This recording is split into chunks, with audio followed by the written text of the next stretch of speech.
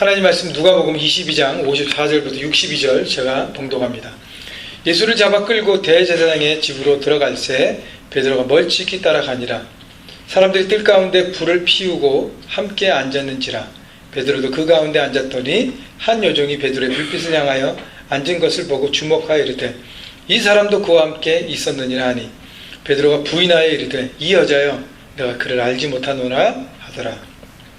조금 후에 다른 사람이 보고 이르되 너도 그 도당이라 하거늘 베드로가 이르되 이 사람아 나는 아니로다 하더라.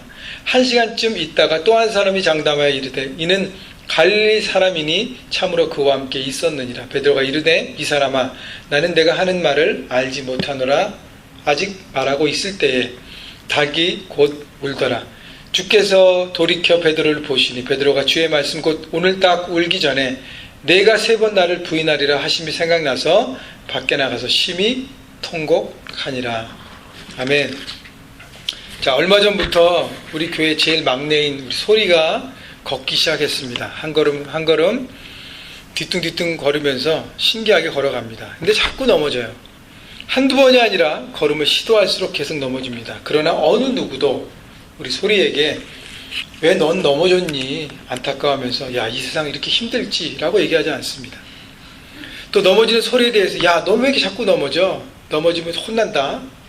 그렇게 말하지도 않습니다. 어린아이에게 넘어지는 것은 당연한 것입니다. 그렇게 넘어지다 보면 유력이 생기고 또 걸으면 걸을수록 힘이 생겨 점점 제대로 걷기 시작합니다. 그 다음엔 계단도 걷게 되고요. 올라가게 되고 나중에 뛰어다니게 됩니다. 영적인 성장도 마찬가지입니다. 예수를 믿어 구원에 이른 후에 하나님의 자녀가 되어 주님의 말씀대로 살아가면서 계속 승승장구하지 않습니다. 넘어지기도 하고 실패하기도 합니다. 그런데 괜찮습니다.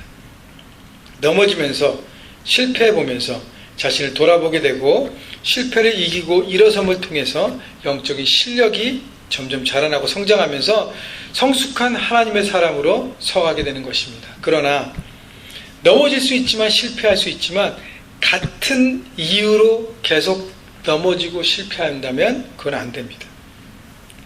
한두 번 넘어질 수 있어요. 같은 문제로. 그러나 계속적으로 반복되면 왜 넘어지는 이유를 우리가 찾아내야 합니다. 그리고 분석해야 합니다. 그래, 같은 방법으로 넘어지지 않고 흔들리지 않는 견고한 하나님의 사람으로 서갈 수 있습니다. 오늘 본문에 등장하는 베드로, 예수님의 수제자로 굉장한 행동파였어요. 물불 가리지 않는 열정의 소유자였습니다. 그는 열정이 있었고 불이 있었고 뜨거움이 있었습니다. 좋은 장점들을 많이 가지고 있는 제자였어요. 그러나 예수를 만나 인생의 주인을 바꾸고 주님의 뜻대로 살아가기 훈련하는 3년 동안 그는 많은 좌충우돌을 하였습니다. 그리고 오늘 본문에 보니까 명백하게 실패하였습니다. 그리고 넘어졌습니다.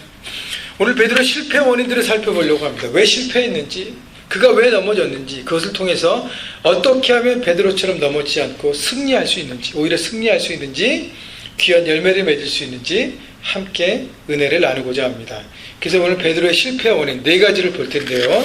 우리 31절부터 그 앞에부터 함께 말씀을 차례차례 보도록 하겠습니다.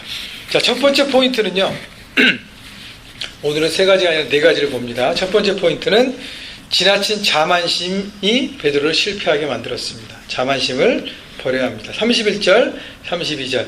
시몬아 시몬아 보라 사단이 너희를 밀가루로 타려고 요구하였으나 그러나 내가 너를 위하여 내 믿음이 떨어지지 않기를 기도하였노니 너는 돌이킨 후에 내 형제를 굳게 하라. 예수님께서 베드로에게 조언을 주셨어요. 조심하라고 말씀하셨습니다. 너는 분명히 시험당해서 어려움을 당할 거니 조심해야 한다. 마귀는 우는 사자와 같이 삼킬 자를 찾기 때문에 그리스도인들은 항상 넘어지지 않도록 조심해야 한다고 얘기합니다. 예수님께서 조심하라 그러면 예수님이 누구보다 나를 잘 아시지? 항상 조심해야겠다 생각하면서 말씀을 잘 들어야 합니다. 근데 베드로는 그렇게 하지 않았어요. 오히려 베드로는 주님 앞에 약간 반발식으로 나갔습니다. 33절 볼까요? 그가 말하되 주여 내가 주와 함께 오게도 죽는 데에도 가기를 각오하였나이다. 베드로의 대답은 뭐예요? 주님 저를 잘못 보셨습니다. 저는 결코 그렇게 연약한 사람이 아니에요. 주님께서 죽음의 고난을 당해도 그 길을 가셔도 어려운 길을 가셔도 저를 동행할 것입니다. 이 같은 내용을 기록한 마태복음 26장 33절에 보면 베드로가 이런 고백을 했습니다. 모든 사람이 다 부인할지라도 나는 부인하지 않겠습니다 하면서 오히려 예수님 앞에 반발하는 모습으로 섰습니다. 여러분, 베드로 같지만 우리 안에도 이런 사람이 있습니다. 겸손하라고 하면 마음속에 반발심이 생기는 거예요. 나보다 겸손한 사람이 어디 있다고. 기도하라 그러면 나만큼 기도라고 해. 충성하라고 하면 나만큼 충성해봐. 말씀을 겸손한 마음으로 잘 새겨듣고 자기가 그 말씀대로 순종할 생각을 해야 하는데 나 자신은 잘한다고 생각하는 거예요. 착각하고 있습니다. 나는 이것도 하고 저것도 하고 웬만큼 나도 하고 있잖아. 그래서 말씀을 듣지 않습니다. 오히려 다른 사람을 걱정하면서 저 사람이 잘해야지. 저 사람이 기도 안 하잖아. 저 사람이 충성 안 하잖아. 말씀에 대한 태도가 이럴 때 우리는 어떻게 해요? 넘어지게 돼 있다는 것입니다. 모든 말씀을 1차적으로 누구에게 적용해야 합니까? 나 자신에게 적용해야 합니다. 저를 포함해서 사역자들도 마찬가지예요. 나에게 먼저 적용하고 그 다음에 그 말씀이 다른 사람에게 도전하고 권면할 수 있는 것입니다. 먼저는 자신이에요. 말씀 앞에 겸손히 서서 그 말씀을 받아들이고 변화돼야 하는 것입니다. 베드로는 자신에게 주이신 말씀으로 겸손하게 받아들이지 못하는 것이 문제였어요. 33절 다시 한번 보십시오. 그가 말하되 주여 내가 주와 함께 오게도 죽는 데에도 가기를 각오하였나이다. 본인 스스로 준비되었다고 얘기하고 있습니다. 예수님께서 뭐라 그러세요? 너는 아직 준비가 안 돼 있어. 넘어지지 않도록 조심해야 돼. 근데 베드로는 나는 준비되어 있어요 주님. 이런 자만심이 우리를 넘어지게 만들 수 있다는 것입니다. 여러분, 주님 앞에 나올 때 나는 다 할 수 있습니다 주님. 나는 다 100% 헌신하고요. 말씀대로 100% 순종하고 하나님의 뜻 가운데 서 있을 수 있습니다 라는 마음, 그 교만한 마음 때문에 그것이 우리에게 걸림돌이 돼서 넘어지게 한다는 것이죠. 그래서 항상 주님 앞에 나갈 때는 어떤 마음으로 나가야 돼요? 겸손한 자세로 나가야 합니다. 내가 아무리 준비된 것 같이 보여도 진리신 예수님 말씀 앞에 서면 우린 다 부족한 종들입니다. 무게중심을 낮추십시오. 주님이 기도하라고 하면 더 겸손히 기도할 줄 알아야 합니다. 충성하라고 하면 더 겸손히 충성하는 것입니다. 부족하면 부족함을 알고 준비할 수 있는 여러분 모두가 되시기를 바랍니다. 그러면 넘어지지 않고요, 삶 속에서 오히려 귀한 열매를 맺을 수 있습니다. 주님 앞에 겸손을 통해서 하나님 말씀을 잘 귀 기울이고 내 안에 있는 문제를 바라보고 하나님 뜻 가운데 순종해서 변화되어서 새롭게 일어나서 우리가 넘어짐을 걱정하지 않고 귀한 열매를 바라보는 여러분 모두가 되시기를 주님의 이름으로 축원합니다. 자, 두 번째 베드로의 실패 원인은 뭐였냐면 마음은 뜨거운데 기도가 부족하였습니다. 39절 볼까요? 자, 예수께서 나가서 습관을 따라 감람산에 가심에 제자들도 따라갔더니 40절 그곳에 이르러 그들에게 이르시되 유혹에 빠지지 않게 기도하라 하시고, 자, 예수께서 십자가 사역을 준비하시기 위해 제자 중에서 베드로와 요한과 야고보를 데리시고 겟세마네 동산에 올라가셔서 기도하셨습니다. 예수님께서 제자들에게 유혹에 빠지지 않게 기도하라고 말씀하셨어요. 유혹에 빠지는 것, 다시 말하면 삶 현장에서 영적으로 넘어지지 않고 실패하지 않도록 뭘 하라고요? 기도하라는 것입니다. 41절 보세요. 그들을 떠나 돌 던진 만큼 가서 무릎을 꿇고 기도하여, 예수님께서 제자들에게 기도하라고 권면하시고 그 다음에 돌 던질 수 있는 만큼이라는 것은 가까운 거리에 가셔서 예수님은 기도하셨습니다. 그리고 한참 예수님도 기도하시고 난 다음에 제자들이 어떻게 하고 있는지 와서 보셨습니다. 자, 그 현장이 45절 46절이 이렇게 기록합니다. 기도 후에 일어나 제자들에게 가서 슬픔으로 인하여 잠든 것을 보시고 이르시되 어찌하여 자느냐, 시험에 들지 않게 일어나 기도하라 하시니라. 자, 예수님께서 한 번도 강조하신 것 같잖아요. 시험에 들지 않기 위해서는, 영적으로 넘어지지 않기 위해서는 뭘 하라고요? 기도로 항상 무장하라는 것입니다. 여러분, 베드로를 포함한 제자들이요, 기도하지 않았어요. 제자들은 뭘 했어요? 오늘 본문에 보니까 슬픔으로 인하여 잠든 것을 보시고, 이게 뭐예요? 걱정만 했다는 거. 예수님께 십자가 저렇게 잡히실 텐데 잡히시면 어떻게 되는 건가? 그러면 3년 동안 우리가 예수님만 바라보고 따라하는데 우리의 미래는 어떻게 되는 건가? 우리의 주인이 잡히면 우리의 미래는 어떻게 되는 건가? 저분이 죽으신다 그러는데 그럼 우리는 어떻게 되는 건가? 그냥 생각에 앞부터 생각, 계속 어떻게 할까? 근심과 걱정과 그러면서 그냥 퍼졌어요. 기도하지 않은 것입니다. 여러분, 생각과 염려와 근심은 모든 사람들이 합니다. 다 해요. 그거 없는 사람은 인간이 아닙니다. 다 걱정합니다. 그러나 기도는 선택인 것입니다. 생각과 근심과 염려는 어떤 거냐면 내가 문제를 해결했다는 거예요. 어떻게 하면 될까 막 머리를 굴리면서 어떻게 해야지 내가 중심이 된 거예요. 근데 기도는 뭐예요? 내 중심이야. 주님, 이 문제 가운데 역사해 주시옵소서. 이 문제 가운데 주님 해결, 솔루션을 주시옵소서. 어떻게 해야 되겠습니까? 제 생각과 제 뜻으로는 도저히 감당할 수 없습니다. 기도하라는 것은 뭐예요? 하나님의 능력으로 문제를 돌파하고 하나님의 능력으로 이 땅을 살아가라는 것입니다. 여러분, 베드로의 문제는요, 열정과 의욕은 강해요. 근데 자기 의지를 너무 믿습니다. 나는 다 할 수 있어. 내가 결심하면 나는 성실한 사람이니까 다 할 수 있어. 반드시 해낼 수 있어. 그러나 기도를 쉬는 결과를 이 사람들은 빚을 수 있다는 것입니다. 그래서 무너집니다. 여러분, 열정만으로, 의욕만으로는 삶의 열매를 맺을 수 없습니다. 결국 열정 있는 베드로의 결말이 뭐였어요? 예수님을 부인하고, 부인이 모자라서 어떻게 저주까지 하고 결국 무너졌습니다. 그래서 기도를 대체할 수 있는 것은 이 세상에 아무것도 없습니다. 기도는 오직 기도로만 채워야 하는 것입니다. 그래서 내가 기도하지 않으면 나는 실패합니다. 기도를 여러분들 위해서 하라는 거예요. 여러분들 위해서. 기도는 다른 것으로 절대로 채울 수 없음을 기억하십시오. 나는 기도는 좀 덜하고 저는 헌신하고 봉사하고 사역하고 이렇게 하면 되지 않을까요? 아니에요. 안 돼요. 기도는 오직 기도로만 채울 수 있습니다. 여러분, 베드로가 실패 후에 나중에 실패로 끝났나요? 아니잖아요. 다시 돌이켜서 성령 하나님 옆에 나와서 성령 충만을 받고 그 다음에 땅끝까지 증인의 삶을 살잖아요. 멋지게. 그러면서 베드로가 베드로전서 4장 7절에서 이렇게 그를 따르는 후배들에게 권면합니다. 만물의 마지막이 가까웠으니 그러므로 너희는 정신을 차리고 근신하여 기도하라. 베드로가 뭘 깨달았어요?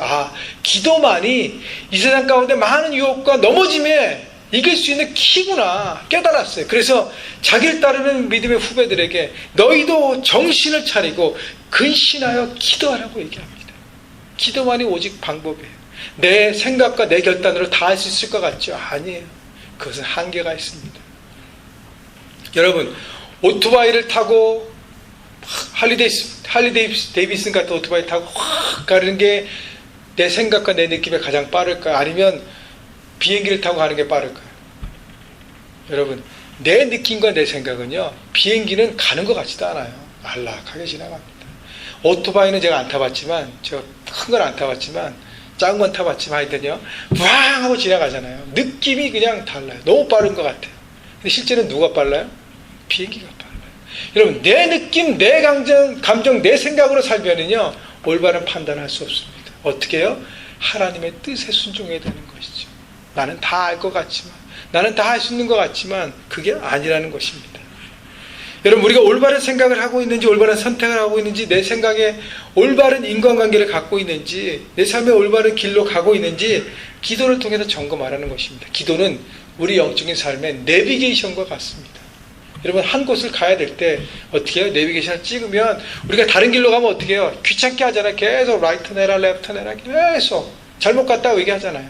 기도를 통해서 우리가 그것을 점검하는 것입니다. 그때에 우리가 넘어지지 않고 올바른 하나님의 뜻 가운데 갈 줄로 믿는 것입니다. 여러분, 기도를 통해서 나아갈 때 넘어지는 것은 걱정하지 않고 오히려 하나님 앞에 풍성한 삶을 살 수 있습니다. 왜요? 기도를 통해서 누가 일하십니까? 기도하면 하나님이 일하시기 때문에. 여러분, 그 문제, 여러분이 걱정하고 근심하면 여러분이 일하지만, 여러분, 그 문제를 하나님께 맡기면 누가 일하십니까? 하나님께서 여러분 가운데 일하시기 때문에 그분의 기적과 역사와 능력이 여러분 가운데 임하게 되고, 그것을 통해서 하나님 나라를 이루어가는 것입니다. 여러분, 기도를 쉬지 마십시오. 기도, 바로 능력의 통로인 것을 잊지 마시고 기도를 통해서 세상을 돌파하시는 여러분 모두가 되시기를 주님의 이름으로 축원합니다. 세 번째, 베드로가 실패했던 원인은요, 그의 조급한 행동이기 때문이었습니다. 조급한 행동은 버려야 합니다. 베드로는 언제나 생각 없는 행동이 문제였습니다. 베드로의 생각 없음이 항상 그를 넘어뜨렸습니다. 47절 48절 볼까요? 말씀하실 때에 한 무리가 오는데 12 중에 하나인 유다라는 자가 그들을 앞장서 와서 예수께 입을 맞추려고 가까이 하는지라 예수께서 이르시되 유다야 내가 입맞춤으로 인자를 파느냐 하시니.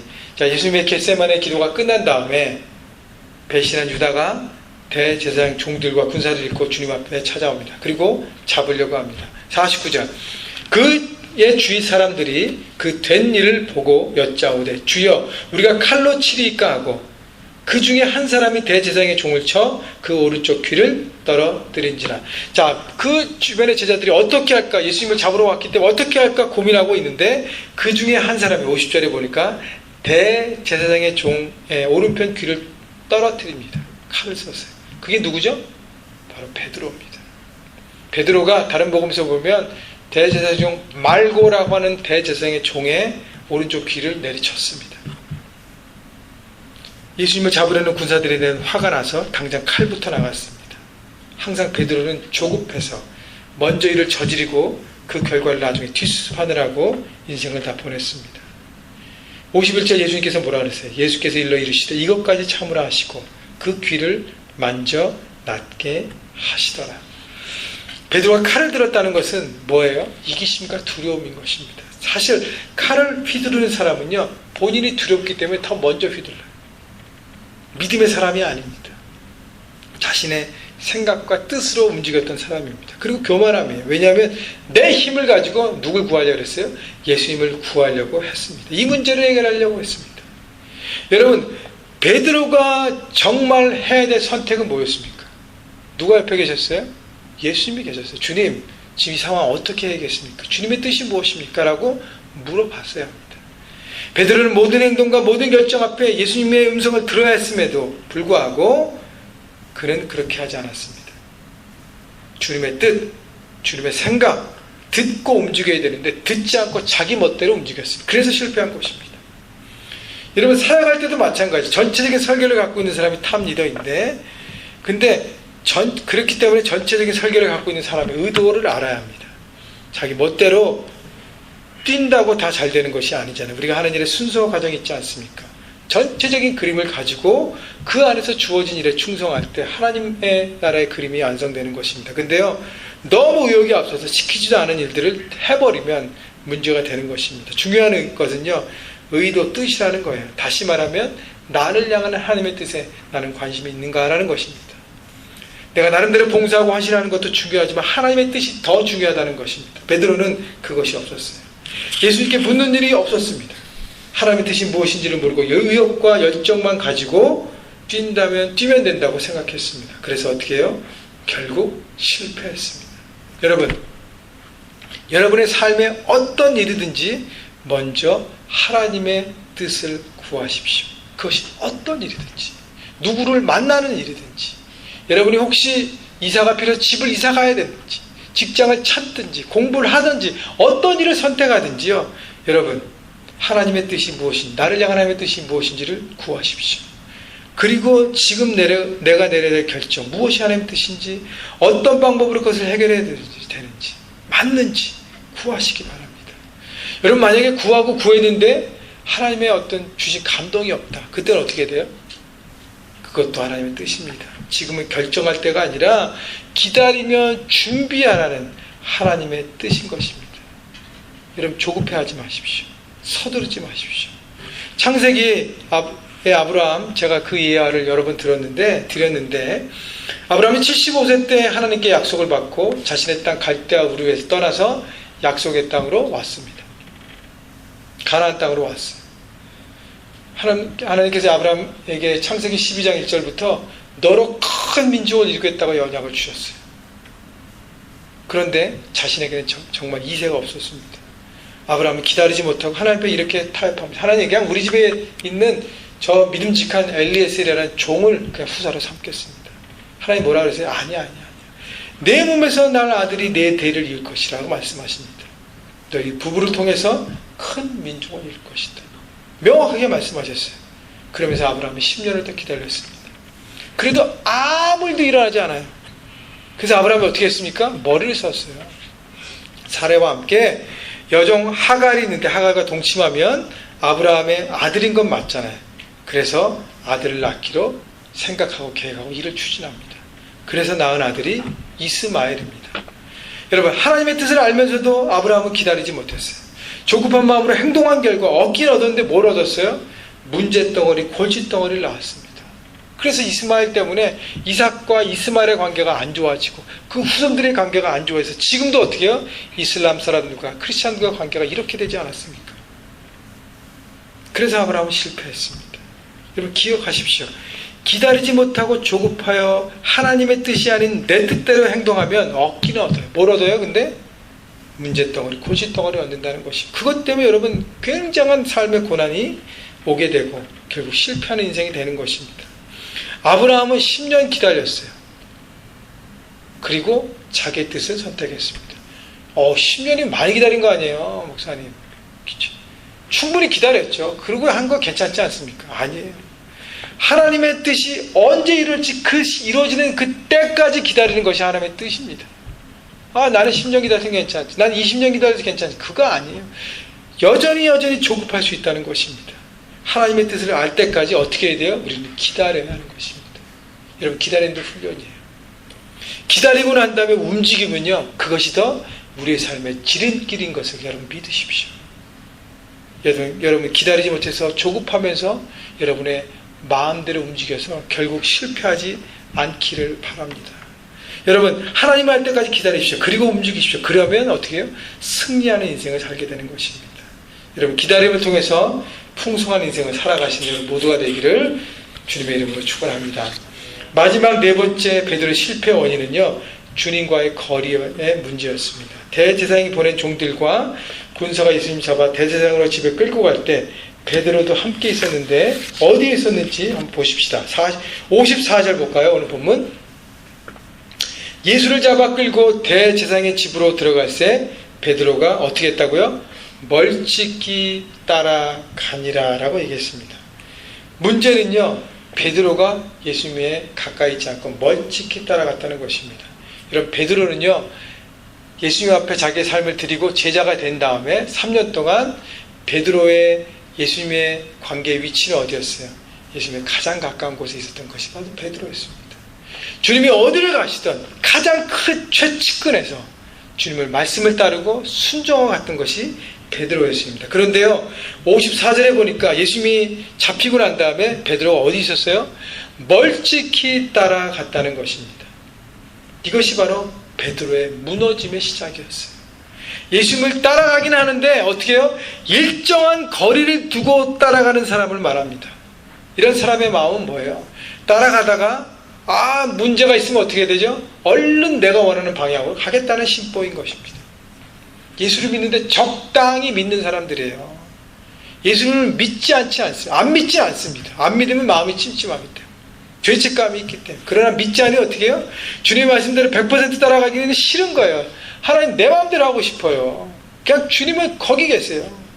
예배할 때 주님 가까이 오지 마세요. 주님 부담됩니다. 그냥 제가 알아서 할게요. 하나님의 사랑 제가 머리로 다 알잖아요. 내 마음속엔 찾아오지 마세요. 주님의 관심 저는 원하지 않아요. 주님, 저는 적당히 사랑받고 다른 사람들과 적당히 관계하면서 적당히 살고 싶습니다. 여러분 이런 사람은요, 하나님과 세상 양다리 걸치겠다는 심보인 것입니다. 이런 사람은 100% 넘어집니다. 55절 보십시오.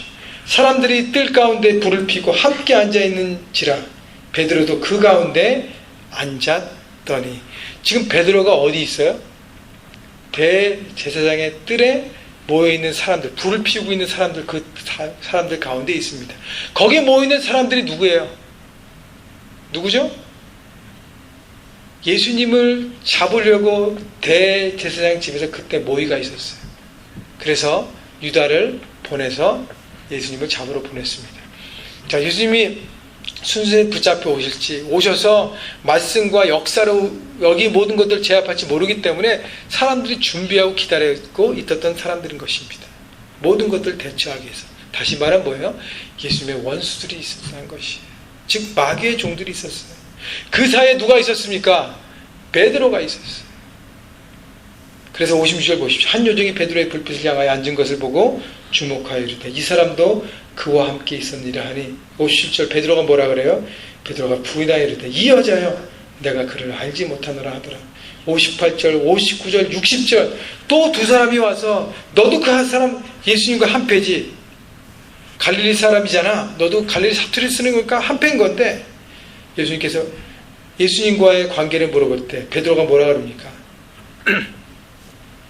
베드로는 나는 그를 모른다고 부인합니다. 나중에 어떻게 해요? 저주까지 합니다. 예수님을 증거하고 찬양해야 될 베드로가 예수님을 부인하고 저주하는 예수의 원수가 된 것입니다. 예수님을 증거해야 될 베드로가 부인하는 자리로 나갔습니다. 결국 마귀의 유혹에 넘어가 실패한 것입니다. 여러분, 예수님을 믿으십니까? 주님의 말씀이 여러분의 삶의 기준이십니까? 그렇다면 여러분 열심히 믿으십시오. 전심으로 예배하십시오. 열심히 하나님 말씀이 내 생명의 말씀인 것을 믿고 살아가십시오. 적당히 대충 믿고 사는 인생 실패하는 것 잊지 마십시오. 여러분 일을 할 때도요 열정적으로 하는 것이 중요하지 않습니까? 흔히 열심히 가지고 뛰면 무척 힘들 거라고 생각하는데 그렇지 않아요. 열심히 가지고 뛰면 최선을 다하고 올인하면 그 자리에 기쁨과 보람과 능력이 임하기 때문에 그 자리가 기쁜 것입니다. 여러분 달란트 비유에 보면 5달란트와 2달란트 받은 사람은 혼심을 다해서 전심으로 그 일들을 했습니다. 그래서 오히려 덜 힘들었을 것이 거기 기쁨이 있었기 때문에 열매라는 기쁨이 있었기 때문에. 그런데 멀찍이 따라온과 비슷한 경우가 누구예요? 1달란트 받은 사람이에요. 고민했습니다. 어떻게 할까? 묻어두고 생각이 많았어요. 주인이 오면 뭐라 그럴까? 어떤 말로 지원해서 어떻게 하면 대충 넘어갈까? 적당히 주인의 말을 따라 살았던 사람의 결론을 보여주는 것입니다. 그는 적당히 달란트에 대한 임한 자세를 가졌기 때문에 결국 그 결과는 실패로 끝나는 것입니다. 여러분 잊지 마십시오. 하나님과 우리의 관계가 멀찍이 따라가는 것은 최고의 시험을 자초하는 자리로 내 삶을 몰아가는 것을 잊지 마십시오. 그 사람의 삶은 시험이 끊이지 않습니다. 왜요? 항상 주변인으로 있기 때문에.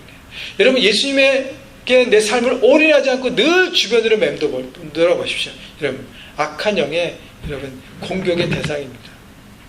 여러분 목사인 제게 주일날 교회 갈까 안 갈까, 주일 예배를 드릴까 안 드릴까 마귀가 시험할까 안 할까요? 안 합니다. 무슨 일이 있어도 교회 와서 예배를 할 수밖에 없잖아요. 저에게는 다른 시험은 있어도 주일 예배에 대한 시험은 없습니다. 누구에게 시험이 있죠?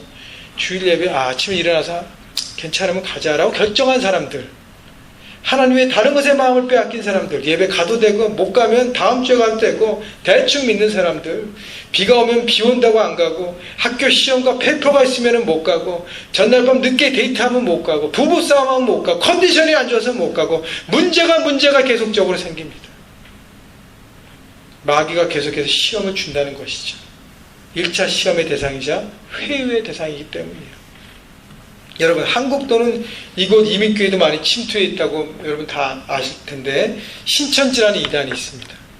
거기에 나온 그 비디오를 보니까 신천지의 특징은 여러분 잘 아시는 분은 아실 텐데 기존 교회에 들어와서 성도들을 이렇게 끌어내서 자기네 집단으로 끌어가는 것이 목적입니다. 그래서 항상 타겟이 기존 교회를 들어옵니다.